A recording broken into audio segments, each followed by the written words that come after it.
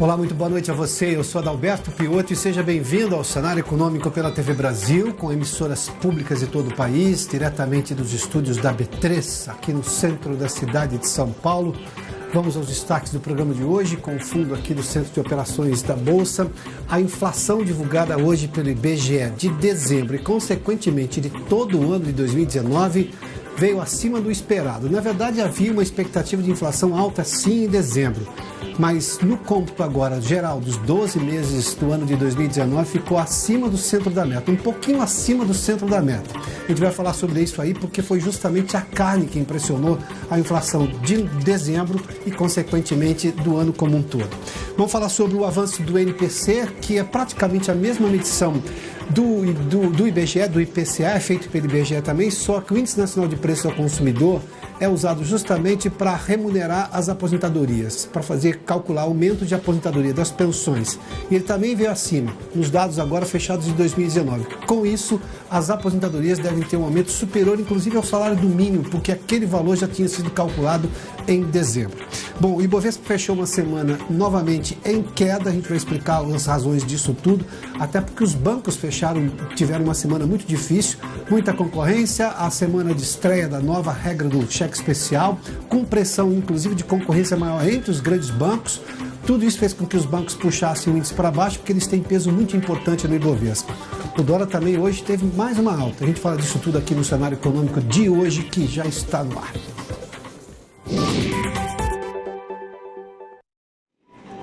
Seja bem-vindo uma vez mais ao Cenário Econômico. Você pode participar da nossa programação. Nós estamos também pelas redes sociais da TV Brasil, sendo transmitidos agora pelas redes sociais da TV Brasil. Vamos lá, o canal da TV Brasil no YouTube, a página da TV Brasil no Facebook e o perfil da TV Brasil no Twitter. Aliás, a gente vai falar sobre inflação, eu sei que isso sempre gera perguntas, mas vamos lá. Primeiramente, vamos lá. A inflação foi divulgada hoje pelo IBGE, o IPCA, que é o Índice de Preços ao Consumidor Amplo, e veio pressionado justamente pelo mês de dezembro. Para se ter uma ideia, as carnes foram o vilão do repique inflacionário de dezembro.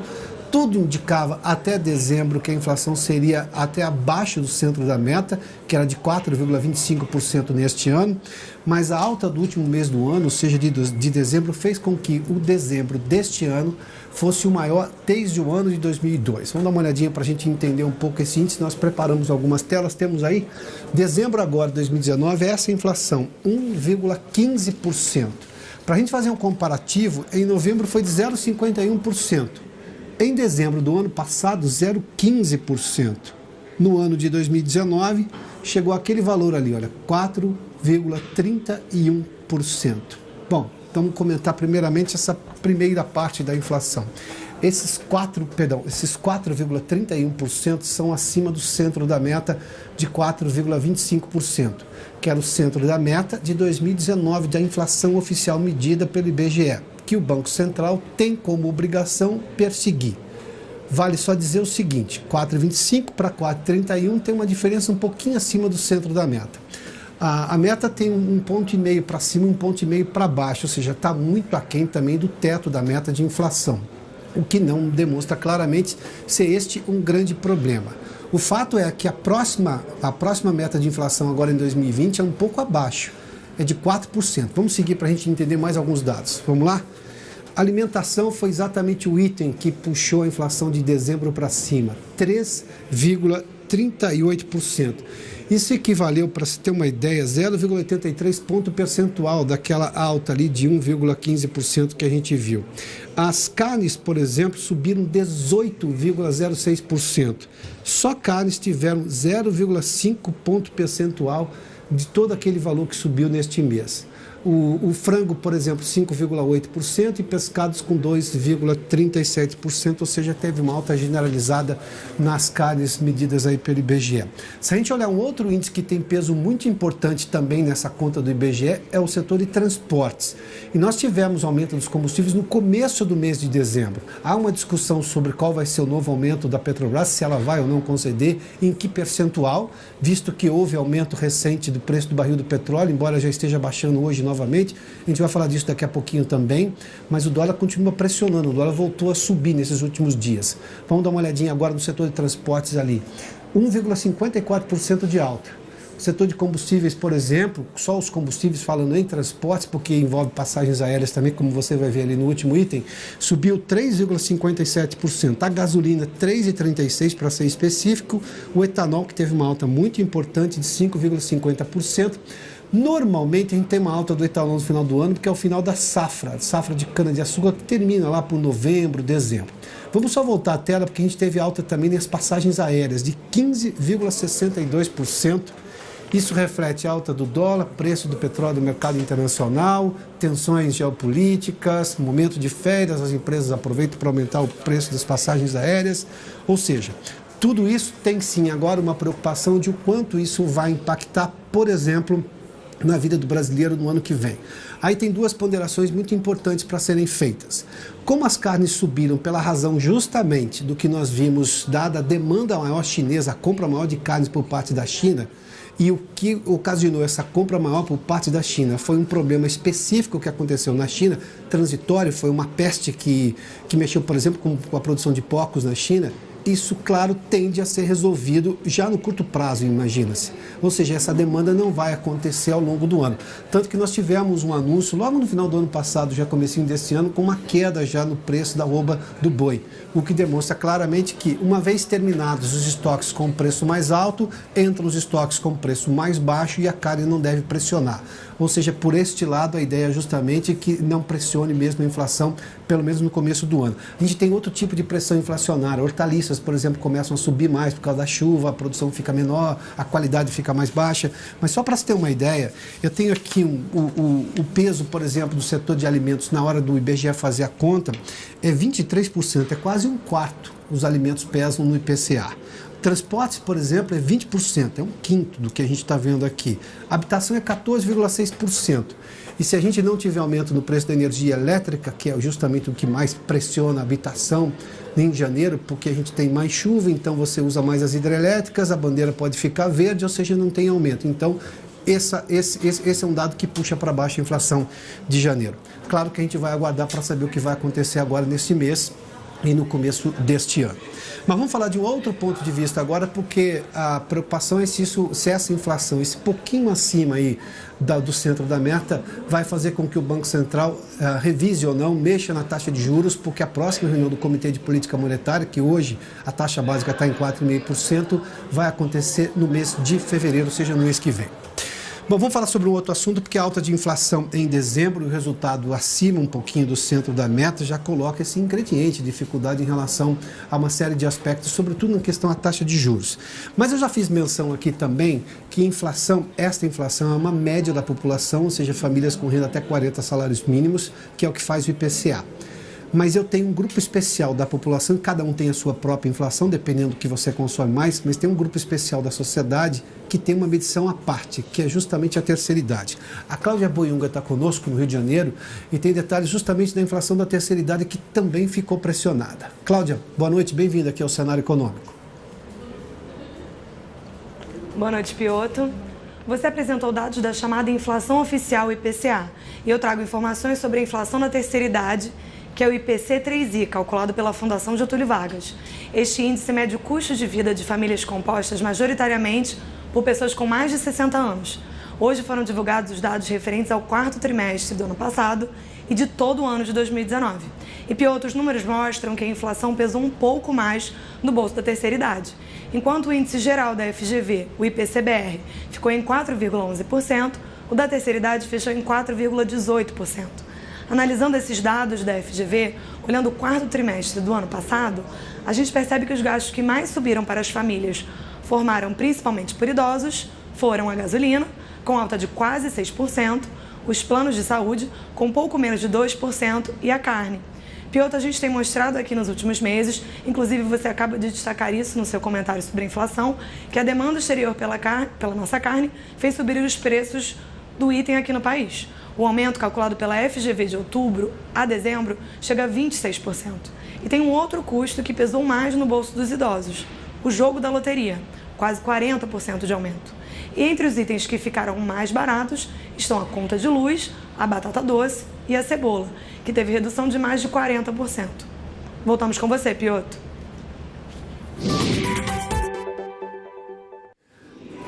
Muito obrigado, Cláudia. Quer dizer que ficar rico ou tentar ficar rico também ficou mais caro. Via, obviamente, as loterias aí que tiveram esse aumento. A Cláudia nos trouxe a informação.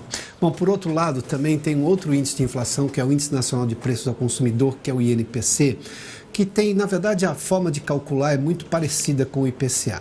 O fato apenas é que o INPC olha para apenas famílias com renda até 5 salários mínimos e ele é usado para reajustar as aposentadorias, as pensões do INSS. Isso deve provocar um aumento maior nas pensões, justamente porque o INPC também terminou bem acima do que se esperava. Vamos conversar sobre esse assunto. A Ana Karina tem informações disso em Brasília.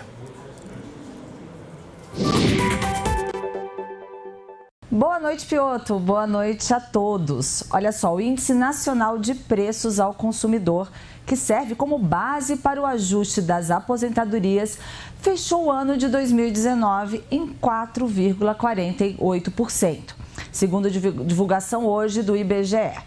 Com o reajuste do INPC, a estimativa é de que o teto para a Previdência Social suba dos atuais R$ 5.839 para R$ 6.101, ainda em 2020. O INPC incide sobre aposentadorias e pensões acima de um salário mínimo. Olha, se for confirmado o aumento do teto do INSS pelo índice, o reajuste será maior que o do salário mínimo neste ano, que passou de R$ 998 para R$ 1.039, ou seja, subiu 4,1%. Isso ocorre porque o valor do salário mínimo já estava definido desde 1º de janeiro, com base na previsão para o INPC feita até então. Vamos lá, o INPC é medido pelo IBGE desde o ano de 1979. E a obtenção dos dados se dá a partir dos índices de preço ao consumidor regional e tem como objetivo oferecer a variação dos preços do mercado varejista, mostrando aí o real aumento do custo de vida da população brasileira. E agora é com você, Pioto, e bom final de semana. Muito obrigado, Ana. Bom, vamos falar de um outro assunto agora, porque a gente viu uma série de oscilações do mercado financeiro durante a semana. A gente começou a semana com tensões no Oriente Médio, dada a possibilidade de uma escalada nas tensões e com uma consequente guerra entre Estados Unidos e Irã. Houve um ataque, inclusive, de resposta do Irã a algumas bases iraquianas usadas pelos soldados americanos, mas não houve vítimas. Depois nós tivemos um depoimento, na verdade um pronunciamento do presidente dos Estados Unidos, Donald Trump, arrefecendo qualquer possibilidade de guerra. Também das autoridades iranianas, que se comunicaram, inclusive, à ONU, que não tinham intenção de ir à guerra, mas queriam, de alguma forma, devolver a morte do general Hassan Soleimani. Fato é que todas aquelas tensões diminuíram, tinha uma pressão muito grande do preço do barril do petróleo, nós divulgamos isso aqui na semana, chegou a ultrapassar os $70 o tipo Brent, que é negociado em Londres, mas tudo isso arrefeceu, melhorou muito esse tipo de coisa. Mesmo assim, o Ibovespa não teve lá grandes benefícios com isso. Algumas bolsas do mundo subiram bastante, o Ibovespa não. Vamos tentar entender o porquê que isso aconteceu. Nós separamos aqui algumas telas dos bancos, 2 bancos especificamente, o Bradesco e o Itaú, porque estão entre as 5 maiores ações com o maior peso no Ibovespa. Vamos dar uma olhadinha no que aconteceu na semana com essas 2 ações. Tá lá, o Bradesco, por exemplo, teve uma semana de queda. Começou com 0,57, 1,70, 1,53, 0,98 e hoje quase 2% de queda. Vamos dar uma olhadinha agora no Itaú. O Itaú Unibanco temos também, Renato? O Itaú, que é a primeira ação, é a ação que mais tem peso no Ibovespa. Na segunda-feira, 1,49, 2,32, 1,63, 1,99, 0,92. Tudo isso de queda.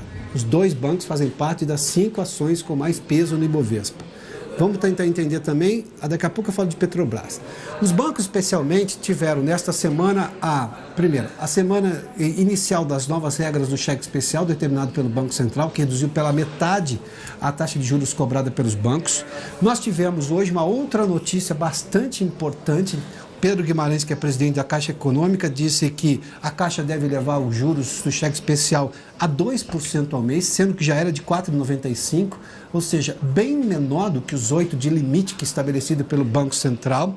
O Banco Inter, que é um novo banco, um banco digital, anunciou hoje que chegou a 4.100.000 clientes, uma alta de 180% em relação a 2018, esse é o número de clientes em 2019, ou seja, eu tenho um aumento de concorrência muito grande, efetivo, entre os bancos já estabelecidos, eu estou falando do caso da Caixa Econômica, dos novos bancos, no caso do Banco Inter, e uma série de fintechs que prometem entrar, até porque o Banco Central tem sinalizado com a possibilidade de entrar no mercado de microcrédito, ou seja, da possibilidade de você ter mais concorrências, o que faz com que o acionista desses bancos vendam ações. Não necessariamente a economia ficou ruim, a bolsa não ficou baixa, essa semana teve desvalorização porque a economia brasileira ficou ruim. Não neste caso, por isso que eu fiz questão de mostrar essas ações. Como elas têm peso muito importante no Ibovespa, elas puxaram o Ibovespa para baixo. Mas isso significa a possibilidade de juros mais baixos ao consumidor, maior concorrência no sistema financeiro, menor poder para os bancões que viveram durante anos e anos cobrando taxas abusivas do consumidor e uma grande possibilidade de melhora da economia de uma forma mais sustentável, com mais gente participando do sistema financeiro. Ou seja, por esse ponto de vista, a queda do Ibovespa não foi uma notícia ruim essa semana. É sim positiva ao consumidor, ao consumo e à economia. Vamos dar uma olhadinha, porque eu também separei da Petrobras, que também faz parte das 5 ações de maior peso no Ibovespa. Só a segunda que ela subiu, depois terça caiu, quarta, quinta e sexta, justamente porque a gente começou a ter um arrefecimento do preço do barril do petróleo. E também a Petrobras não anunciou rapidamente um aumento no preço dos combustíveis, o que faz o acionista vender a ação. Mas isso não necessariamente é ruim para a economia, porque se a Petrobras resolve o problema dela aumentando o preço dos combustíveis, ela pode interferir em outros negócios da economia. E isso também, dado o peso da Petrobras, faz com que o Ibovespa caia. De novo, neste caso, a queda do Ibovespa essa semana não é necessariamente uma notícia ruim. Vamos dar uma olhadinha então no Ibovespa de hoje, uma queda de 0,38%. Operou boa parte no dia, inclusive com dados do emprego nos Estados Unidos, que vieram acima de 150 mil, se não me engano, 145 mil, a expectativa é de 160, mas enfim. Depois, no final do dia, caiu 0,38%, as bolsas no mundo também caíram, o Dow Jones, ali tem muita realização de lucro, porque elas subiram bastante ontem, subiram durante o começo da manhã também. Vamos dar uma olhadinha nas outras ações que nós temos, faltou daquele peso pesado, a Vale, 0,17% de queda, e a B3 com 0,78% hoje também, o que faz com que o Ibovespa caia, porque são ações de muito peso muito importante no Ibovespa. Vamos dar uma olhadinha no dólar para encerrar o mercado financeiro, alta de 0,19%, hoje a R$ 4,09. O dólar também chegou a cair durante o dia, mas terminou em alta. O dólar precisa ser compreendido um pouco mais. Esse dólar está com muita especulação. Pelo menos a gente viu especulação essa semana, sem que se tivesse razões ou que se tenha razões internacionais para isso. Até porque no começo do dia a moeda americana estava caindo em comparação a várias moedas no mundo, inclusive ao real. Bom, vamos seguir porque depois do intervalo a gente vai falar de... Temos petróleo ainda hoje, Renato? Temos aí? Não tem, mas o petróleo também teve queda hoje, os dois tipos, o WTI e também o Brent negociado em Londres. O WTI, inclusive, caiu dos 60, abaixo dos $60 o barril que é negociado em Nova York. Vamos fazer um intervalo, porque daqui a pouco a gente vai falar de um outro assunto. Vamos falar de Bitcoin. Logo depois do intervalo eu volto em instantes, hein?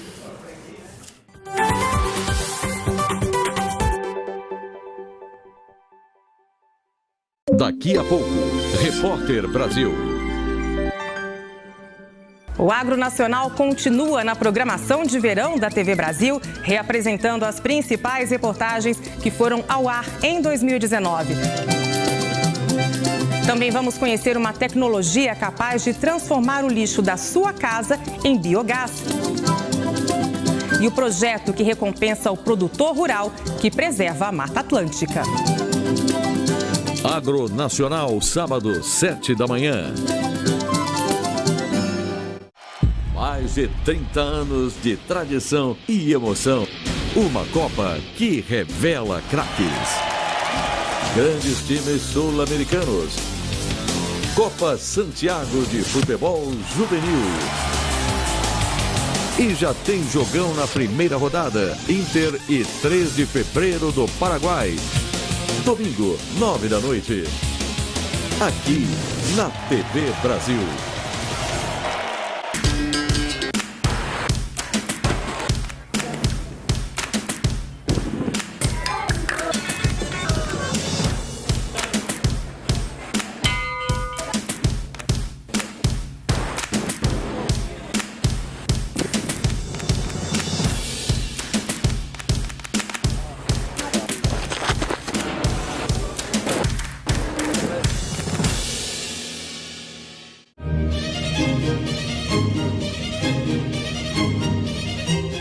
lindos coloridos sonoros são construídos por conta da qualidade da orquestra, dessa capacidade que o maestro tem de construir matizes as mais diversas.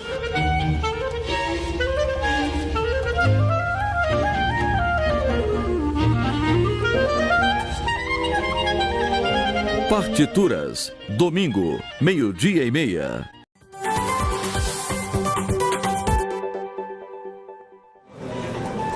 Já de volta com o cenário econômico, a gente vai falar de um assunto do qual nós tratamos com muita ênfase no ano passado, em 2017, em 2018 e 2019, que é justamente o mundo dos bitcoins. Houve notícias recentes de muita gente que teria perdido dinheiro com o Bitcoin, e é claro que há toda uma preocupação em relação ao blockchain, que é exatamente a engenharia de segurança da moeda. Vamos falar sobre esse assunto. A Tatiana Revoredo está conosco, uma das maiores especialistas na área. Tatiana, seja bem-vinda aqui ao cenário econômico. Obrigada, Piotr. Bom, nós tivemos essas notícias e, claro, o blockchain não está sendo usado só para Bitcoin. O blockchain começou a ser visto como uma possibilidade de ser uma ferramenta de segurança para uma série de outras atividades.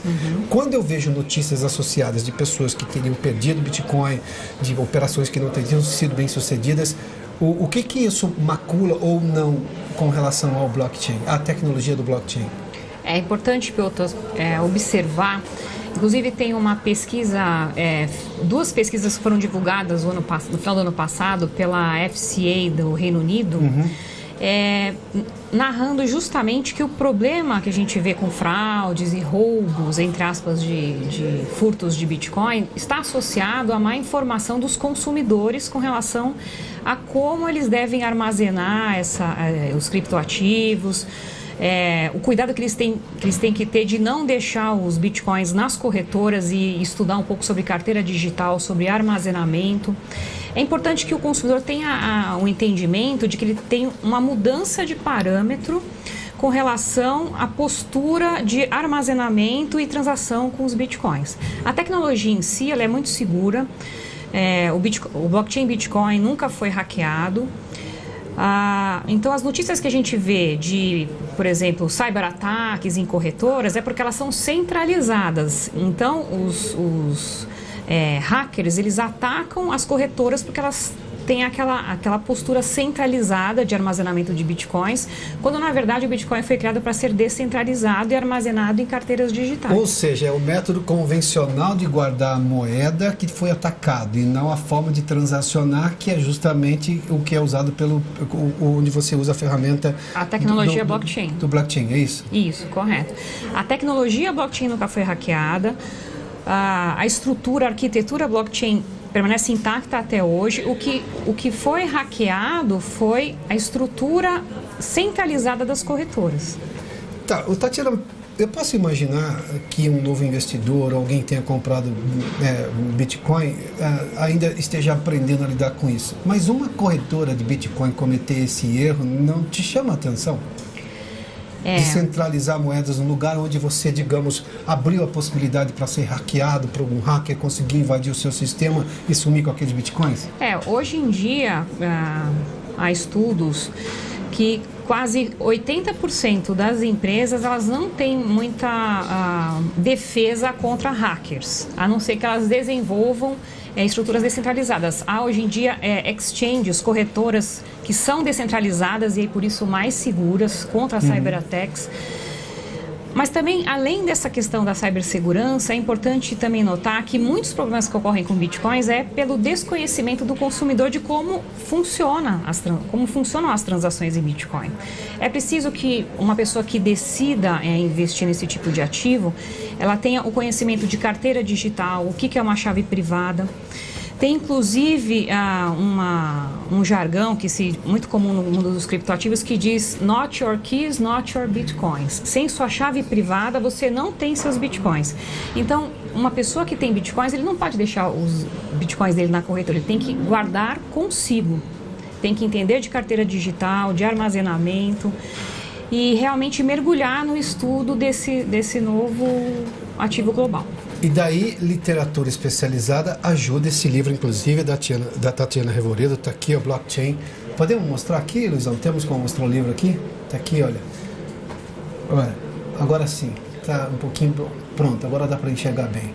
Esse livro, obviamente, Não é pequeno, você vê aqui, mas é muita informação sobre esse assunto. Vamos falar agora da lógica de investimento, que muita gente ainda vê blockchain como investimento. Eu li desde o final do ano passado e algumas análises do começo de ano de investidores incentivando que pessoas diversifiquem sua carteira de investimentos comprando Bitcoin. Ele está acima, acho que de $9 mil, alguma coisa assim. $8 mil e um pouquinho. Hoje acima de 8 mil, né? Isso. Não está muito diferente do que a gente viu oscilar durante o ano passado. Você ainda acha que é uma possibilidade de investimento? Eu sei que você não é muito fanática pela ideia de Bitcoin como investimento, já falou disso outras vezes que veio aqui. Mas você, essa mudança de paradigma de investidores, de analistas induzindo investimento no Bitcoin, é positivo ou não? Sempre que o investidor conhece o seu perfil de investimento e obedece aquele percentual de, por exemplo, se você é um investidor conservador, você nunca vai ter mais do que 5% num ativo que é muito volátil como o Bitcoin. Sim, se você obedecer... 5% é o limite. Se você é um investidor conservador, se você já é mais agressivo, então você pode variar 30%. Uhum. Se você obedecer o seu perfil de investidor e entender que você só pode colocar parte daquele percentual do seu patrimônio, não há problema nenhum, desde que, alertando novamente, você faça os estudos e entenda o que você está comprando. Muitas pessoas, eu diria que cerca de 70%, 80% que compraram Bitcoin nos últimos anos, eles não sequer sabem o que é um Bitcoin. E aí é que está o grande problema que a gente tem visto nos noticiários ultimamente. Se vai comprar ovos de ouro ou não de uma galinha, é bom saber de onde vem e para que serve, né? Exato. Tatiana, obrigado pela gentileza da entrevista mais uma vez aqui no Cenário Econômico. De hoje, sexta que termina aqui, nós estamos mais uma vez aqui, o Centro de Operações da Bolsa, sexta-feira. Então, muito obrigado pela sua companhia, pela audiência. Não é até amanhã, né? É até segunda. Bom final de semana, a gente volta na segunda-feira aqui pela TV Brasil. Até lá.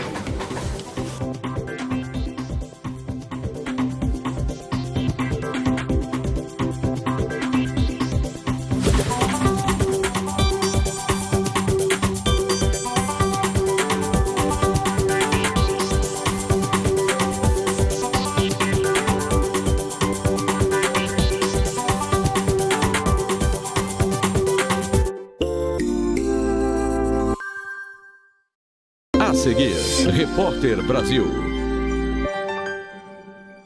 A cada semana, a grande contribuição do Brasil para o desenvolvimento científico e tecnológico mundial. Conheça o trabalho de cientistas reconhecidos internacionalmente por suas descobertas que melhoram a qualidade de vida das pessoas. No episódio de estreia, a poluição das águas e soluções propostas pelo Dr. Rochel Lago. Cientistas brasileiros entre os melhores. Sábado, 9h30 da manhã.